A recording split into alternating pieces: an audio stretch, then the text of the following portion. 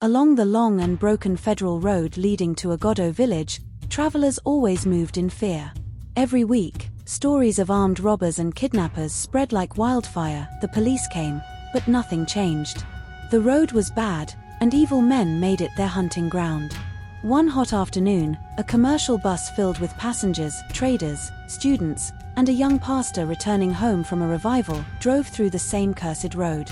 Suddenly, gunshots echoed. Before anyone could understand what was happening, men in masks surrounded the bus. The passengers were dragged into the forest, their eyes tied. The kidnappers made calls. Ritual buyers were coming for their victims. Days passed. Hunger, fear, and pain filled the air. Then, the buyers arrived, ritualists dressed in red and black. Each of them picked who they wanted. The young pastor was sold to a group that needed a man's head for sacrifice.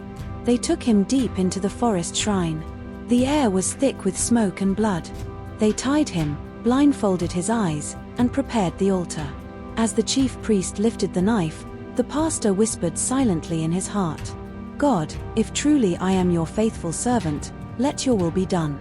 When the chief priest began his chants, nothing happened.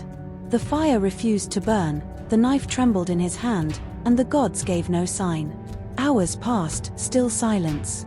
Confused, the chief priest shouted for his boys to take the pastor away. He had never seen such a thing before. Days later, curiosity led him back to the prisoner. He asked, "Who are you, and what power do you carry?" The pastor looked at him calmly. "I am a servant of God," he said, "and the power I carry is from heaven." The priest laughed bitterly. "Your God cannot forgive me. I have done too many evil things." The pastor replied, "All men are born in sin, but God's mercy is greater than any sin. If you surrender your life to Him, He will forgive you." Tears filled the old man's eyes. That night, something broke inside him.